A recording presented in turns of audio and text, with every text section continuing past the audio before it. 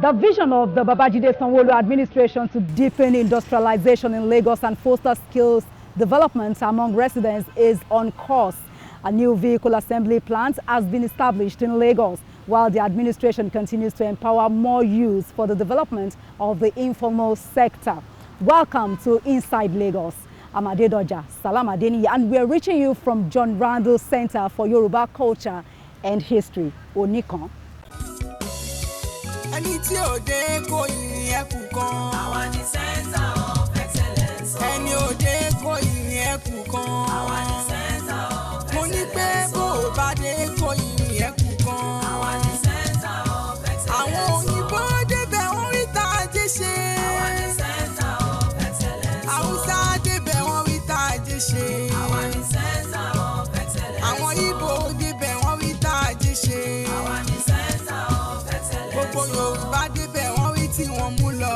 Àwa ni Center of Excellence. Ẹni òde kò yìn ẹkù kan. Èkó ò ní bàjẹ́ lórí àwa. Àwa ni Center of Excellence. Ọ̀pọ̀ ò bá dé kò yìn ẹkù.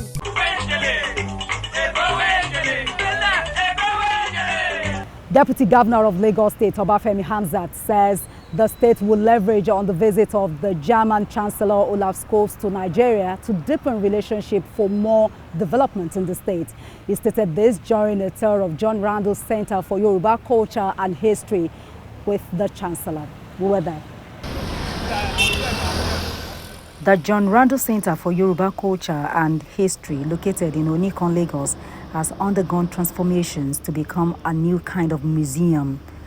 The new center, inaugurated in January 2023, is part of initiatives by the administration of Governor Babajide Sanwo-Olu for regeneration of old public infrastructure and recreation facilities, as well as preservation of the cultural heritage of the Yoruba people.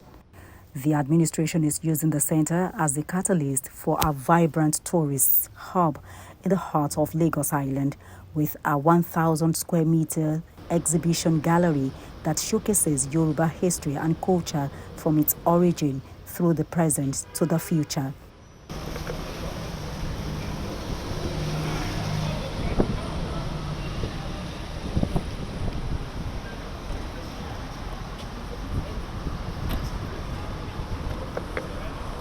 That vision is being realized as the State Deputy Governor, Obafemi Hamzat, is here to welcome an august visitor for a tour of the center.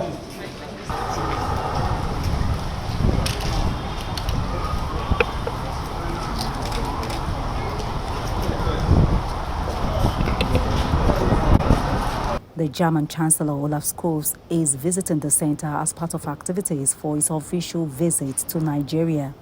The Deputy Governor and the visiting German Chancellor were taken round the major sections of the center by one of the curators. We've come this way. We have the shop road here, similar to before. So this is one of the thunder lightning. Here we have a look through. Over here we have some AR images of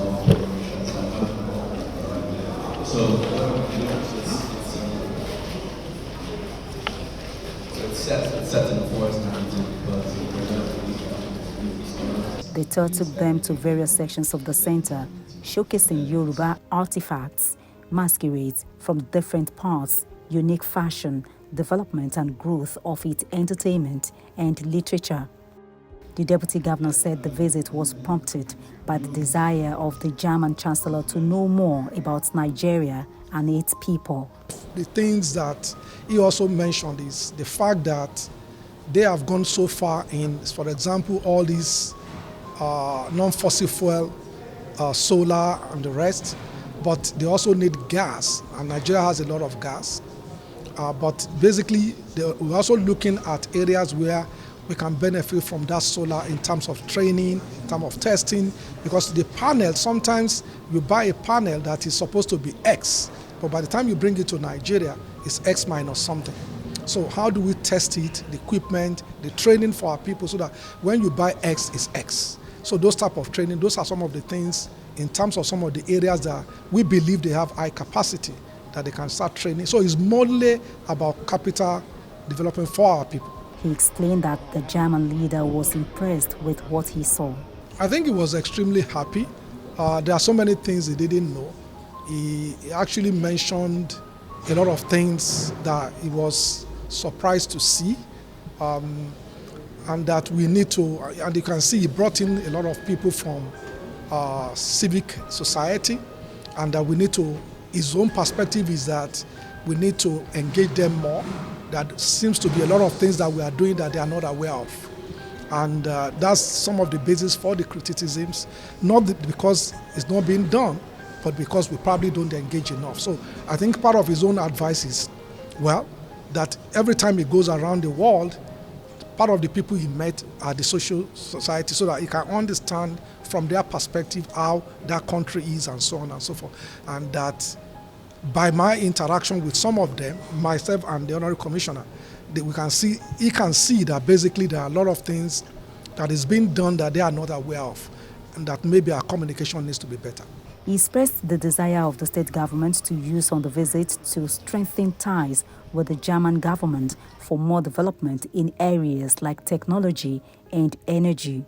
Part of our discussion is how do we collaborate more, and there are so many things that they are probably not aware of. Like, say, for example, the number of technical schools that we have. We told them about the Samsung initiative that is being done, where we are training people on electrical components. And now, you know, we are having the blue and the red line. There must be an academy where people are trained. How do you repair components? So it's not, we can't be bringing people from outside. So Nigerians, so those are the type of initiatives. And the chancellor was also asking us about the culture and how it influences us as Nigerians. And that's why we said, oh, come and see our museum. At least that will show you some of the things. And you can see that he was engaged. He has a lot of questions, telling him about our history, our beliefs, and how that has shaped our development as a state. This visit by the German Chancellor would open the door for more, as the John Randle Center for Yoruba Culture and History is poised to become cultural and tourist hub of Lagos.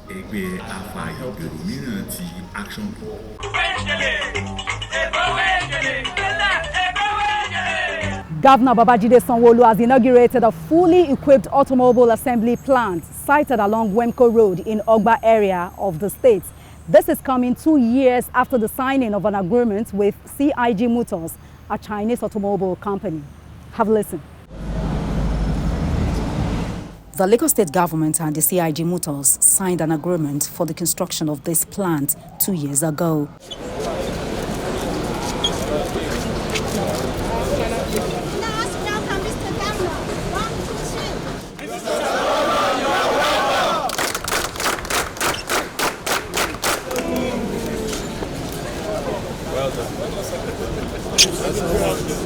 The facility will be jointly run by the state government and its partner for the production of different classes of brand new cars. To the glory of God and to the benefit of mankind, I now officially commission the 2,000 TVC motor and base assembly plant built by GSC in conjunction with Lagos State government as partners. So I have the honor to commission the 2,000 car itself, number 2,000.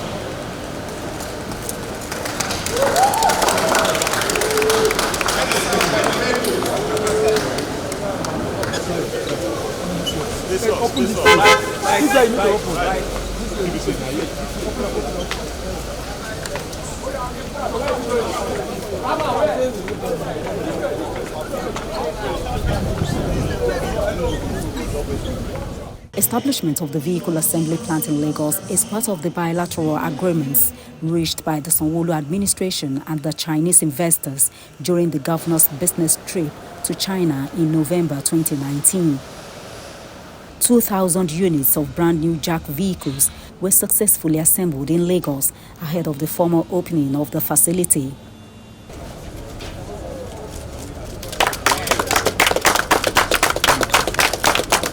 Automobile Assembly Factory Commission by Mr. Governor following the completion of the first 2,000 vehicle assembly today, 24th, Lagos State, Nigeria.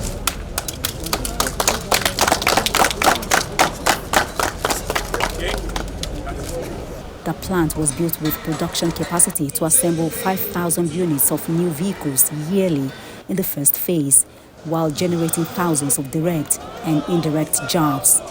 Governor Sanwo-Olu said his accomplishment indicates the promising synergy between the international partnerships and local talents, stressing that the development shows that Lagos is open to investments that will foster job and wealth creation, skill development, and entrepreneurial opportunities.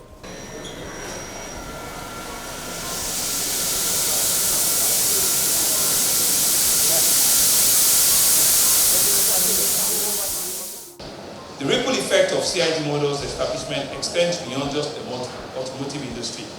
It's also ushered in a new dawn in employment generation, providing a succor for our teeming youth and also contributing significantly to our unemployment rate in Lagos and in the country.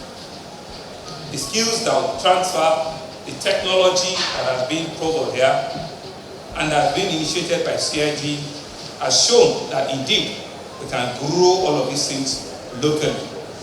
Whilst we had over a 1-hour tour, you could see that the leader of the tour is a Nigerian, is a locally trained engineer, and it's not a foreigner.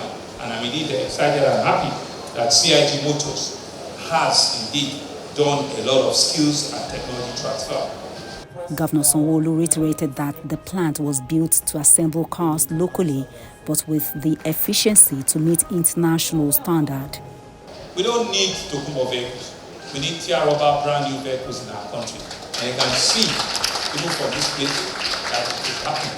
And one of the things that we're going to challenge them is to see that how they move from just assemblage to real, completely knocked down, and ask locally what components or what parts can we produce in our country to ensure that there's a lot of more local content that is being created as value addition into the entire value chain before the vehicles come out as brand new vehicles. The chairman of CIG Motors, Diana Chen, said the workshop was designed in 3 phases to respond to market demands of GA4, GS3, GS4 and GS8 brands of Jack products. If I'm allowed to say it, then I would say that Chinese speed or miracle is not peculiar to the Chinese alone. It could happen anywhere with the right partners, the right support, the right stakeholder, and in the right environment. It gives me pleasure to know that our cars assembled in this very urban vehicle plant has been driving on Nigeria road for over a year without consumer complaints.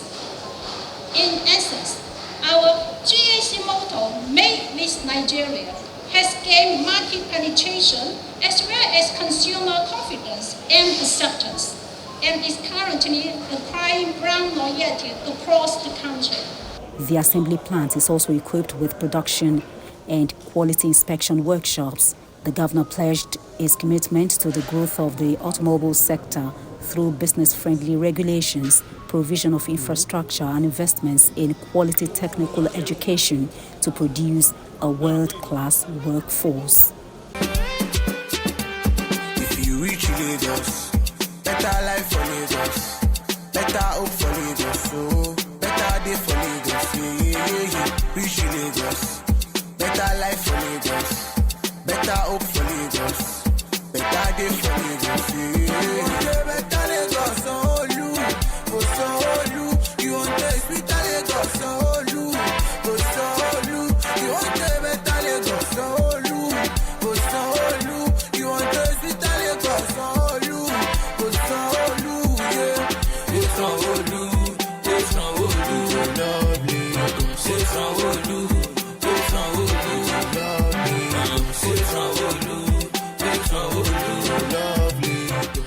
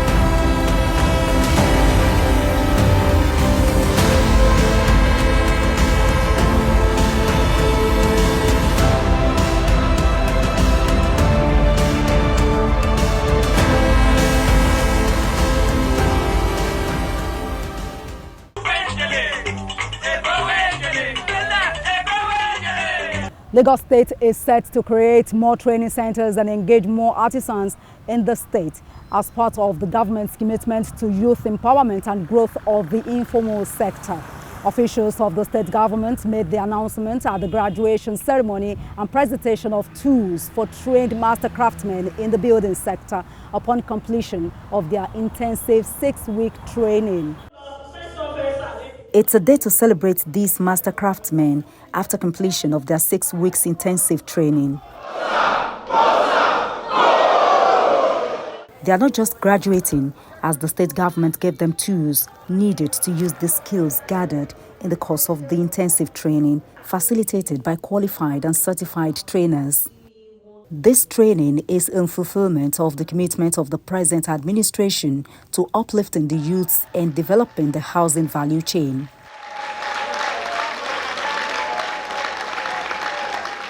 The state government continues to identify gaps in various sectors of the economy and put plans in place to address them. Hence, the desire to build sustainable and affordable housing projects across the state, leveraging on raw talents, promotion of local content such as furniture and carpentry, plumbing and pipe fitting, electrical installation and maintenance, painting and decoration, among others.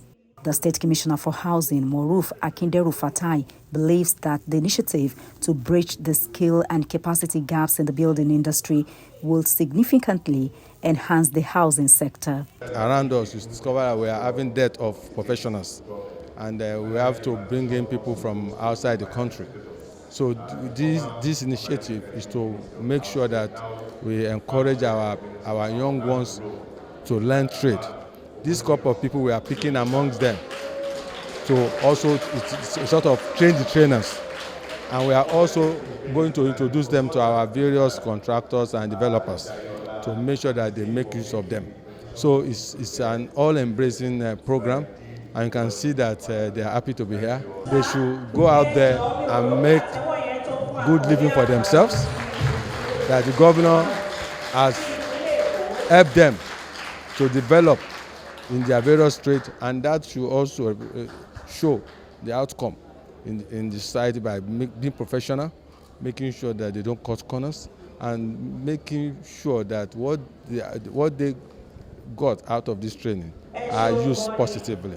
They've been trained, they've gone through a rigorous training, they've been given tools, and the idea is for them to now be able to fend for themselves. They will go into the labor market and be able to create jobs for themselves. These are the sort of initiatives that we're looking forward to under this administration. We also use the opportunity to clamor on youths to look out for such opportunities that are readily available to them.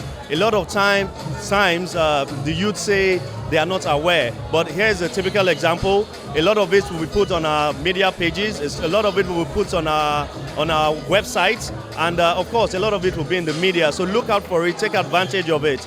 I'm honored. I feel excited, super excited, overwhelmed to be among the participants of Mastercraft training program. I'll just pray for Governor to continue for him bringing back to society. Very happy, very happy, very much happy. I'm happy that this day I'm privileged to be part of this program. It's just a privilege. I'm happy. Say big thank you. Because all he asks us to do is just to make ourselves available. That's all. Everything other thing free.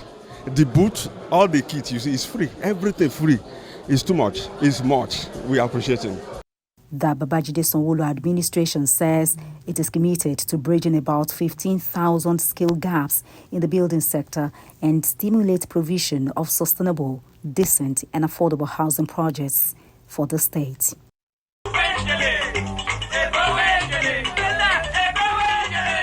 Governor Babajide Sanwo-Olu says the unbroken years of service by the House of Chief Imam of Lagos towards strengthening peace and tolerance for centuries has elevated Lagos Central Mosque to critical faith institution status. Governor Sanwo-Olu stated this at the ceremony organized by the Lagos Central Mosque to mark 100 years remembrance of the late Chief Imam Ibrahim Ankori and 170 years of turbaning of the late Chief Imam Nafi Ghana. We were there. The role played by the Muslim community in shaping social and religious values in Lagos dates back to the period of introduction of Islam to Yoruba land. Governor Babajide Sanwo-Olu, his deputy Obafemi Hamzat, and members of the state cabinet graced the 100 years remembrance of the late Chief Imam of Lagos, Ibrahim Ankuri, at the Mosque Hall in Nnamdi Azikiwe Street, Lagos Island. The governor said the Muslim community in the state built centuries-old legacy of religious tolerance and peaceful coexistence, stressing that the deployment of Islamic and conventional teachings to strengthen moral ethos fundamentally transformed moral values in the state.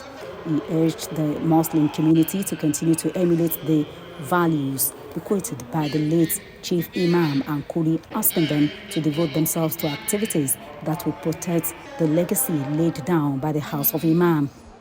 It's a unique time for us to bring all of our Islamic faith together, right? And understand the essence of ensuring that we can remember the religious leaders that laid the foundation that we're all enjoying today.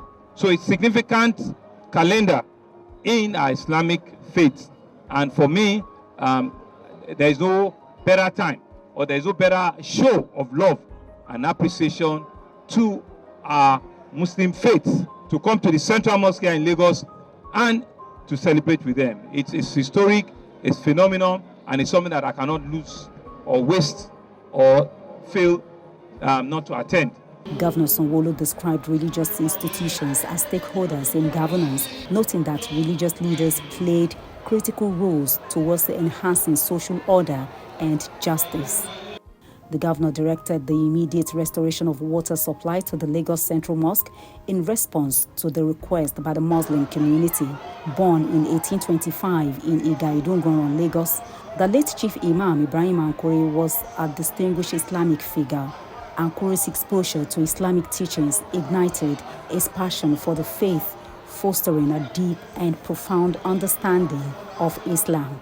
In 1891, the late Ibrahim was appointed the Chief Imam of Lagos Central Mosque based on his devotion to promoting Islamic faith in Isale-Eko community and beyond. Imam Ankuri's influence played key roles in exposing Muslim children to Western education. Under his guidance, the first Muslim school, the Government Muslim School, Lagos, was inaugurated in 1896, after which Islamiyya Grammar School was founded on Bambushi Street, Lagos Island.